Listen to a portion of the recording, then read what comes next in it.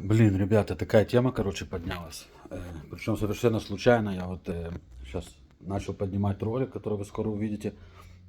И уже был в YouTube, решил там посмотреть пару вещей заодно. И была там, знаете, как вы смотрите один ролик, а у вас там всякие другие ролики, которые могут быть вам интересны, там показывает YouTube. Вот. Смотрел там ролик от России один, причем вообще не связан даже с Украиной. Я на него нажал, а он мне показывает, что этот канал в вашей стране запрещен.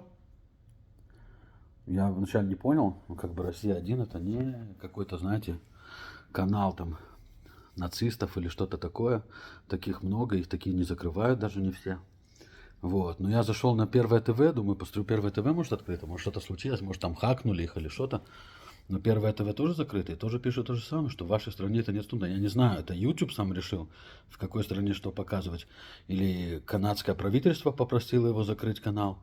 Но вот что я вам скажу. И, знаете, вот эта тенденция началась, ну, в принципе, более-менее, когда началась пандемия, потому что Facebook и YouTube закрывали каналы, закрывали видео, которые они считали продвигает фейк, продвигает ложные данные. Там. Ну, я могу понять то, что они закрывали каналы там про вакцинации, потому что они кричали, что люди говорят ерунду, а другие им верят, и поэтому может произойти что-то очень плохое с этими людьми. Но это еще как-то. Но потом дошло до конвоя свободы. Facebook раз 5, наверное, закрывал группу канадского конвоя свободы. Поднималась новая группа, как бы, потому что Труда и его поспешники попросили Facebook закрывать эти группы. Вот они закрывали, но в какой-то момент поняли, что нет смысла, потому что будут открываться новые, и перестали закрывать. Ну, и сейчас вот с Россией, ну, хорошо, если я вижу украинские каналы, например, на YouTube, почему я не могу видеть русские каналы, как бы, знаете, пропаганда идет с обоих сторон, как бы, есть пропаганда со стороны Украины, например, есть пропаганда со стороны России, я не верю ни то, и поэтому стараюсь, смотря оба, найти золотую серединку, чтобы понять вообще факты, а не их мнение. Но вот как так может быть, что одну сторону полностью блокировали, а вторую оставили открытой? Это не называется пропаганда и промывание мозгов. Но вот как простые, например, канадцы могут знать, что происходит в России, если они не имеют никакого доступа к информации, кроме как то, что хотят показать им тут. И как бы, опять же, не оправдывая Россию, но дело же не только в этом, дело все началось с конвоя свободы, там то же самое было. Facebook просто закрывал группу, и получается, что мы всегда считали соцсети, вот типа Facebook, YouTube и так далее, более-менее нейтральными, которые, по идее, должны были свободные быть. И единственная цензура, которая там должна была быть, это если там кто-то нацист, или кто-то призывает к убийству, или кто-то говорит всякую ерунду, типа такого. А тут, получается, закрывают официальные каналы стран, потому что это противоречит э, тому, что говорят другие страны. И как бы, знаете, вот, ну, даже в суде, чтобы понять, кто прав, кто виноват, надо услышать обе стороны. Так второй стороне как бы дают право высказаться через адвоката и так далее. А тут, получается, сейчас сделали так, что у второй стороны вообще нет слова, нет права на слово, как бы, и вторая сторона даже не может показать свою позицию, права она или нет. Я не говорю сейчас, что то, что они показывают по русским каналам, это правда. Как я уже сказал, я всегда смотрю обе стороны и пытаюсь найти сами факты, и потом сказать, что я думаю об этих фактах своим мнением, что я вижу своими глазами. Но закрывать вторую сторону, это получается, как бы вы кого-то судите, и он даже не имеет права слова сказать свою защиту. Кто-то хочет верить, кто-то не хочет, но почему закрываешь? Как бы, если бы они показывали там у себя на канале какие-то зверства, там, какие-то те, вот закрывайте именно те ролики, которые вы считаете, что превышают цензуру вашего канала. А закрывать полностью весь канал, ну вот как сейчас, например, те граждане России, причем я им не являюсь, сразу говорю, родился я не в России, не в Украине, хотя я говорю на русском языке. Но вот как граждане России, например, тоже, которые сейчас живут в Америке или живут в Европе, или находятся там по делам, по работе, как они должны следить за своими местными новостями?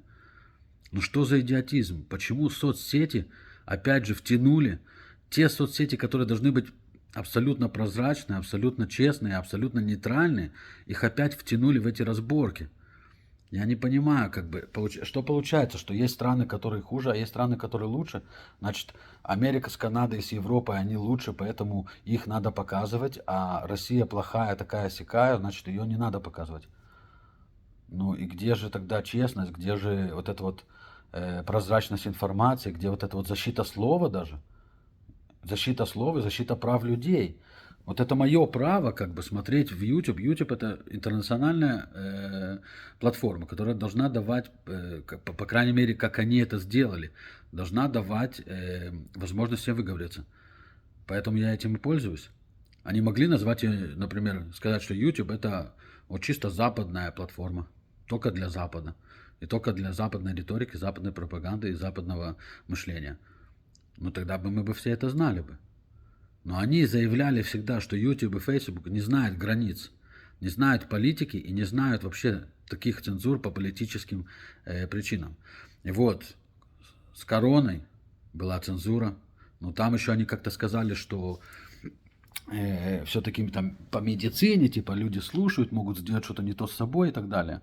Поэтому я сказал, ну окей, можно понять. Конвой свободы, правительство их попросило. И чё? Ну и попросила правительство что? С Россией они сейчас говорят, что это каналы, которые контролируются правительством России, которые они считают преступные. Ну хорошо, ребята.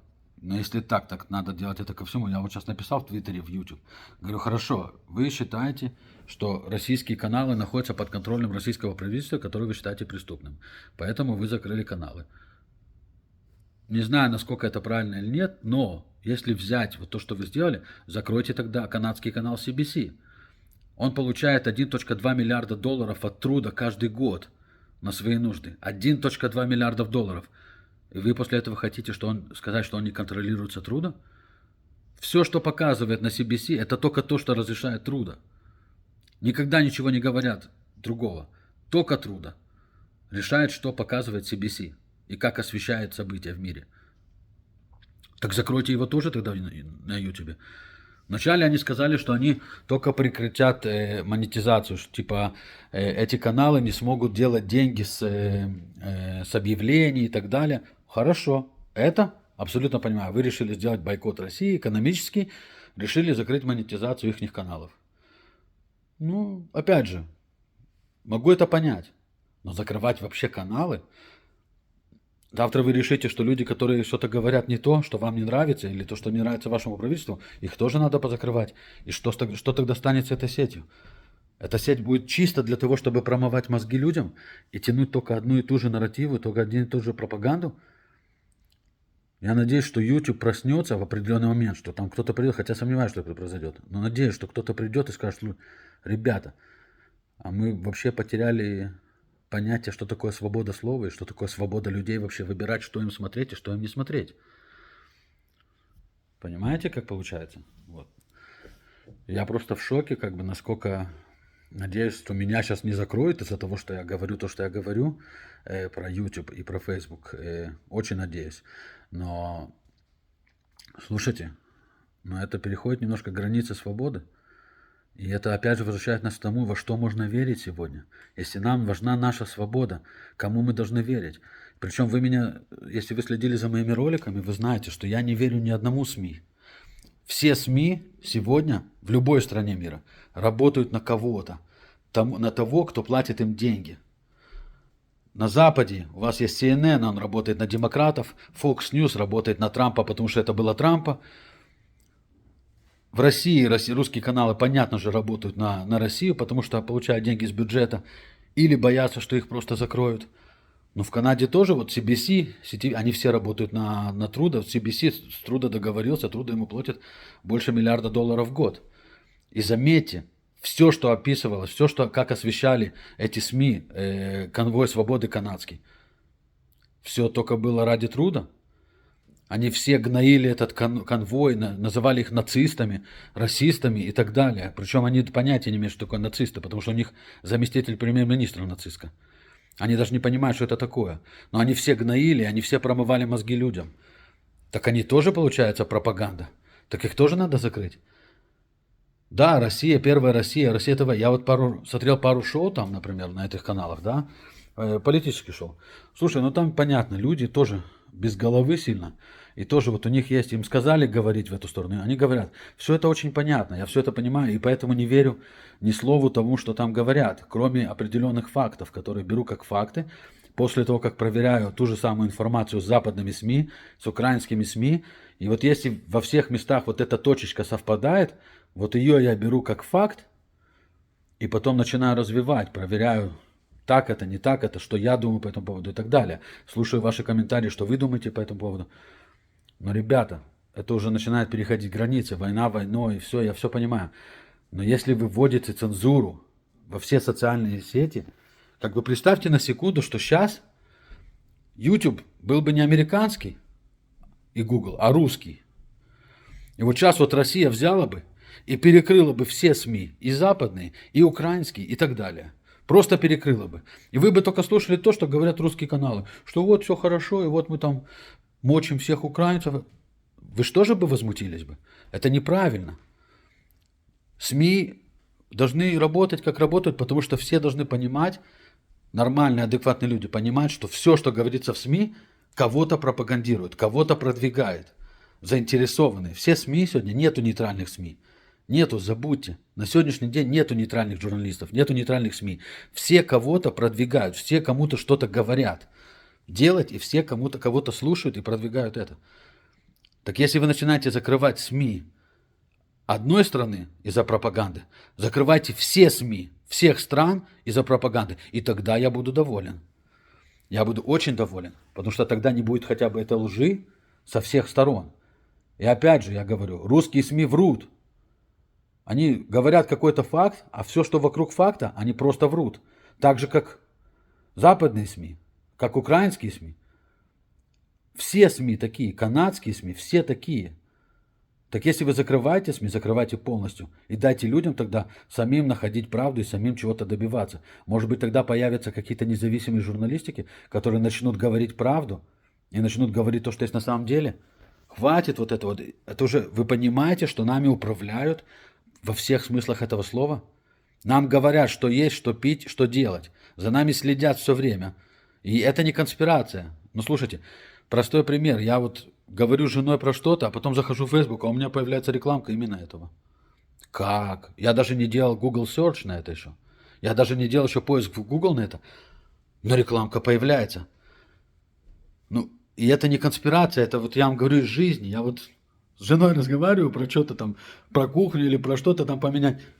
Оп, захожу в Facebook, а там появляется, вот вам, пожалуйста, рекламка на гарнитур ванну и так далее. Понимаете, как бы? Вот. Но все это понятно, да. Нас подслушивают, нами контролируют, ты. Опять же, не будем заходить в конспирации и так далее. Но, ребята, хватит уже. Дайте нам спокойно, свободно высказаться. Хоть какая-то платформа должна быть, которая это поддержит. Я не понимаю. Зайдешь в Телеграм, там наверняка пропаганда России. Зайдешь в Фейсбук, там пропаганда Запада. А что нам делать простым людям? Вот я вот тут сейчас сижу, например, и не могу понять, что мне делать, откуда мне брать информацию. Ну не верю я западным СМИ, точно так же, как не верю российским СМИ. Но мне надо услышать обе стороны, чтобы найти серединку. Мне что сейчас теперь, только китайские СМИ смотреть? Ну я не понимаю по-китайски. Короче, я не знаю, я надеюсь, что война эта скоро закончится, но после того, как эта война закончится, я думаю, что всему миру, включая украинцев, включая русских, включая китайцев, включая всех, надо встать, осмотреться вокруг, посмотреть, что происходило за вот эти вот 2 года и вот во время этой войны. И сказать, хватит вот эти вот недоумки, которые решают наши судьбы, которые решают, кому жить, кому умереть, кому помочь, кого завалить. Хватит этого. Это просто идиотизм уже. Вот это вот цензура, вот это все это, вот эта слежка, стравливание народов. Это просто идиотизм. Достало уже. Хватит травить народ, и свой, и чужой. В конце концов, это просто доказывает, насколько мы глубоко во все это зашли. Проснитесь, посмотрите, что происходит. Я в шоке просто. И знаете, вот я смотрю, а многие люди говорят, а все нормально, все нам, все хорошо нам, да, все. Ребята, вы, наверное, забыли. Для чего вообще нужны правительства? Для чего нужны соцсети? И почему мы люди, свободные люди, называемся, по крайней мере, свободными людьми? Я думаю, что вы все забыли, ну не все, как бы я уверен, что многие не забыли, но, к сожалению, очень много, большинство, я бы сказал, подавляющее причем, походу забыли, а может и никогда не знали. Короче, я не знаю, или меня вообще, может, меня тоже закроют как бы в ближайшее время. Надеюсь, что нет, надеюсь, что все-таки я смогу продолжить. И уже не знаю даже под что подписываться, куда заходить. Потому что, как бы, если я хочу посмотреть в сторону России, чтобы как-то противопоставить это Западу и найти золотую серединку, я не могу. Это просто шок. Вот. Но главное, что вот, у нас очень квалифицированное правительство во всех странах, которое первым делом заботится о его народе.